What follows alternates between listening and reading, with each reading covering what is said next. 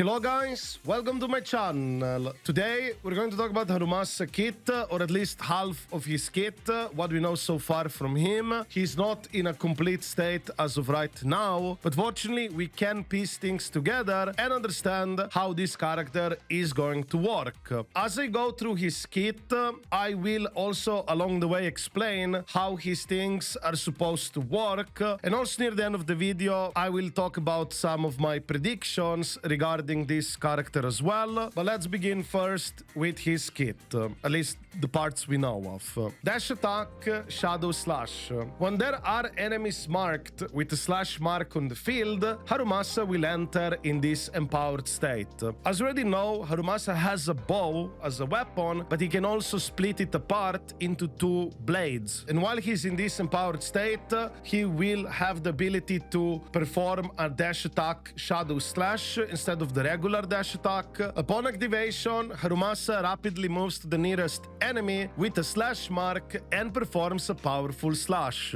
If the slash hits, it removes 2 stacks of the target electromagnetic effect. So now you might be wondering, what is the electromagnetic effect itself? As you can see here in the video, this is official footage from the game, by the way. Source in the description down below. You can see that these mines or traps, whatever you want to call them, seem to be the electromagnetic thingy. These traps, mines, whatever you want to call it, they seem to be this electromagnetic device. And from my assumption, I would say, so how does he mark enemies with the mark? We'll get to that in a moment. But first, let's finish his entire dash attack. If Harumasa remains in this empowered state after the initial slash, by pressing the button again, it will allow him to execute the second and third stage of these shadow slash attacks. If there are no more enemies being marked with this slash mark, then he will exit this empowered state. And also after performing basic attack mark prey, if Harumasa is in an empowered state, pressing the button enables a quick activation of dash attack, shadow slash. So now regarding his dash attack, I can see it work in 2 ways regarding the stack mechanisms. Either he gets his stacks only from the basic attack mark prey, or he also has the ability to gain these stacks from this electromagnetic effect mines that he deploys on the field, and he detonates them on enemies. Because as you can see in the shadow slash effect itself, it says that if the slash hits, it removes 2 stacks of the target electromagnetic effect. Now we're not certain whether this electromagnetic effect stack on enemies, which definitely happens from the mines,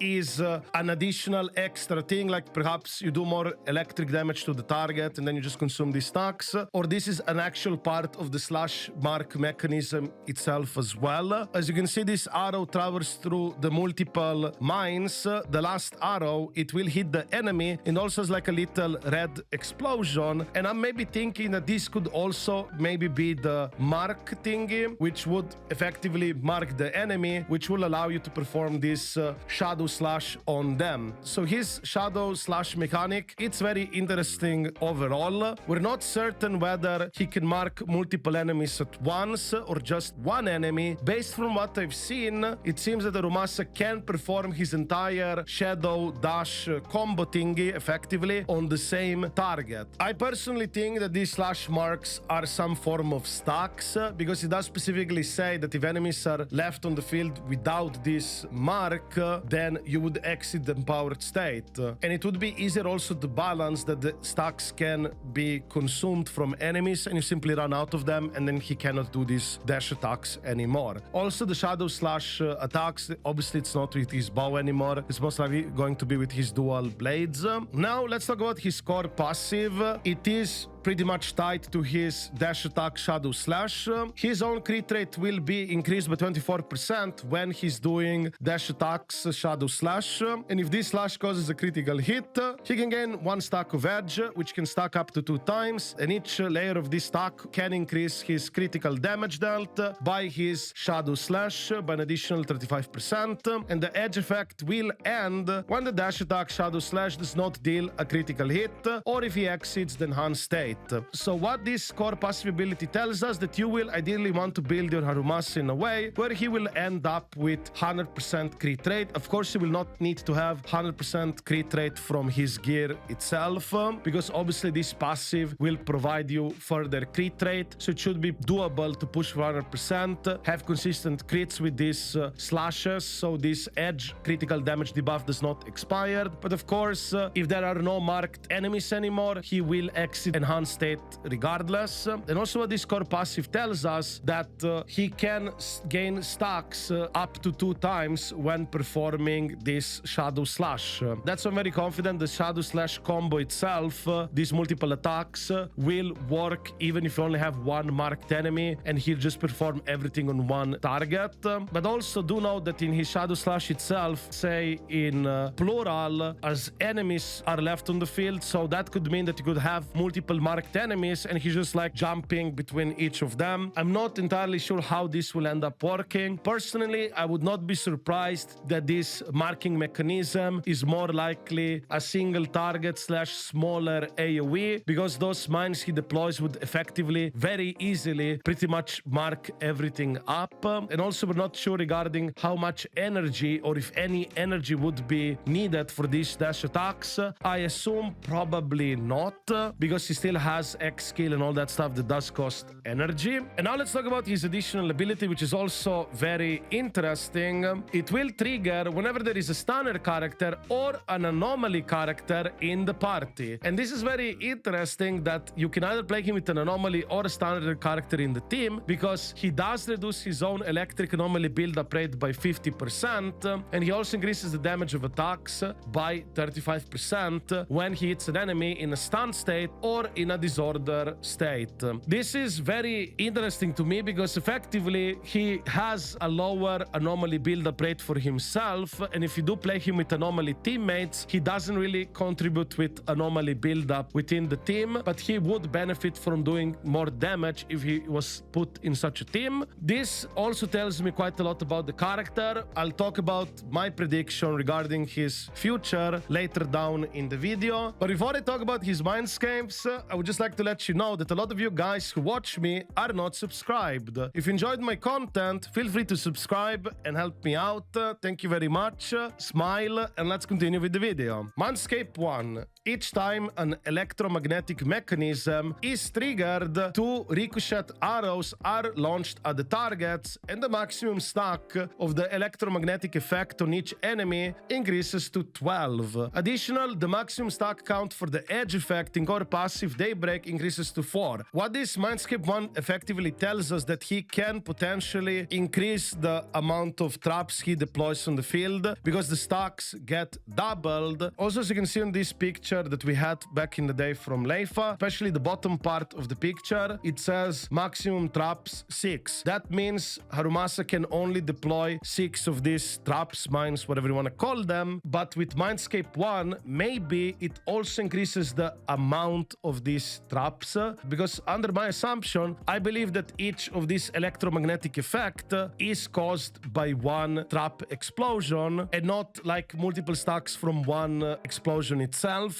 That's why it would make sense if it goes from 6 to 12 traps, that it would go also up to 12 stacks maximum. And also the edge effect, which increases that you get more critical damage for each Shadow Slash performed. Just by having it up to 4 times, that means that you definitely can do at least 4, if not more, of these Shadow Slashes on the same target. Also, speaking of these electromagnetic mines, they seem to not automatically explode, and you might have to like shoot at them with the arrow, or maybe enemies have to come into contact with them for them to explode. That's one interesting thing that I did notice. So I'd also assume that this electromagnetic field explosion, let's say I have 6 mines on the field and 4 mines hit the enemy, it's probably gonna be 4 stacks of this electromagnetic effect. 1 explosion, 1 stack if the enemy comes in contact with. I don't think it's gonna be multiple stacks from only one explosion, but it's definitely something that they could do. There could also be two separate debuffs type of things going on, where the mine, the blue explosion, effectively it's one form of debuff on the enemy, and the arrow that has the red explosion from looks of it has another debuff. As for his Mindscape 2, it also does tell us quite a lot.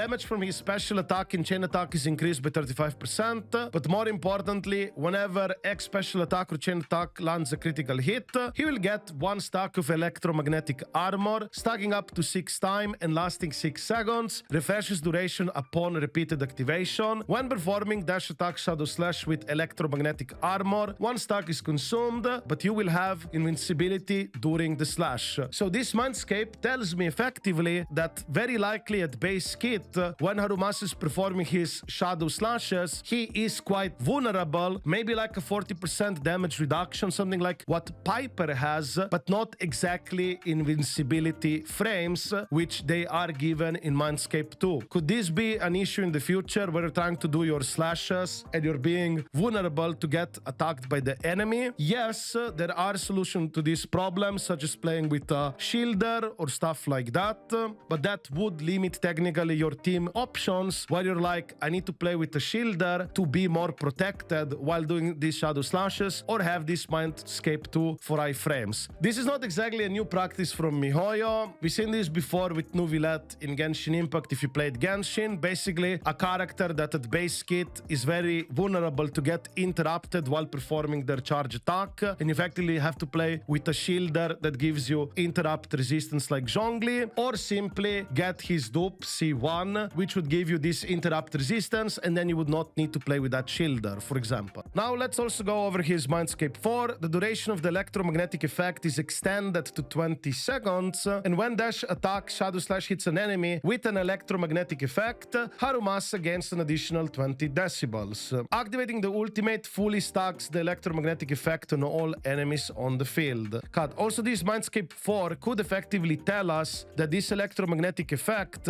might not exactly be directly related with the slash marks, which would allow you to perform these Shadow Slashes. And also interesting thing is that the ultimate would give you full stacks of this electromagnetic effect on all enemies on the field. So maybe my assumption where you only get one mark on an enemy from one explosion and you need to like multiple explosions to hit one enemy to get multiple stacks, that might be a thing. And lastly, we have Mindscape 6, just more damage. Whenever his ricochet arrow hits enemies in a standard anomaly status, his attack will be increased, and also every 4 hits from a ricochet arrow on an enemy, an electromagnetic explosion is triggered, dealing massive amount of damage based on his attack.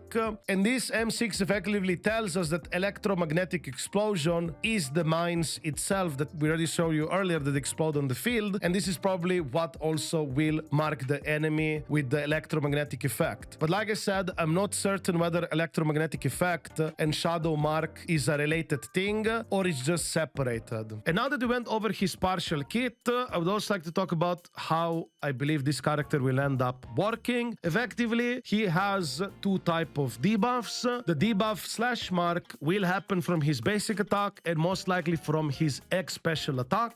These slash marks are required for him to perform these dash attacks. Meanwhile, the electromagnetic effect, which seems to be another type of a debuff, will come from his traps. He can have up to 6 traps on the field, and also it seems that this electromagnetic effect does indeed stack on enemies because his Shadow Slash will remove 2 stacks of the target electromagnetic effect. What this electromagnetic effect might end up being, I think it's probably like additional damage, additional electric damage, something like that perhaps, but nevertheless it should be something that will help you do more damage. And I think his playstyle is basically gonna end up being like either quick swap and potentially maybe on fielder, but he does sound very like a quick swap type of character in a way, because he just marks the enemies up, throws the mines, detonates them, and then performs these slash attacks on each marked enemy. You did this, you swap out. I think that's how he's gonna work. Basically a very strong burst type of character. He's definitely gonna have a lot of bursty damage if you can set up all of this stuff correctly. There are still a lot of unknowns, such as whether this shadow dash,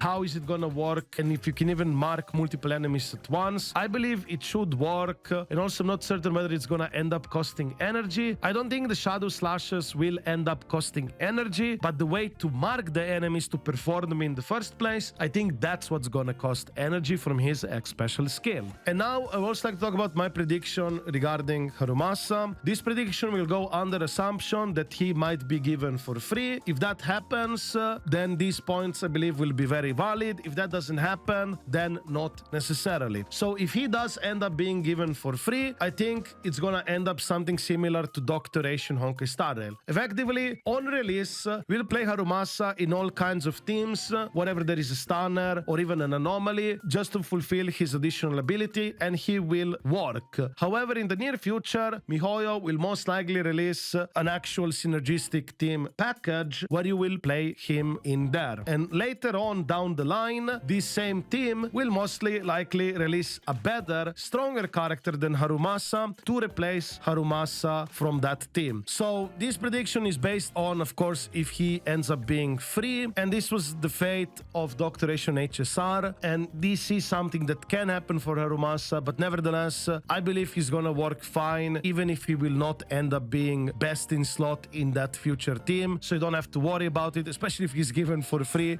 Enjoy it, right? He's definitely going to be strong on his release if he ends up as a free character, if they go anything like they did with Honkai Star Rail. So yeah, I guess this is it for this video. If you have any questions or anything else you would like to add about this video, feel free to write it in the comments down below, or even better, feel free to drop by my streams. I stream every single day on Twitch/YouTube. And of course, if you like this video, don't forget to give it a like and subscribe to my channel for more content like this. I also do cover Honkai Star Rail beside Zenless Zone Zero, so more of both to come. And yeah, that's it. I wish you a wonderful day and see you in the next video.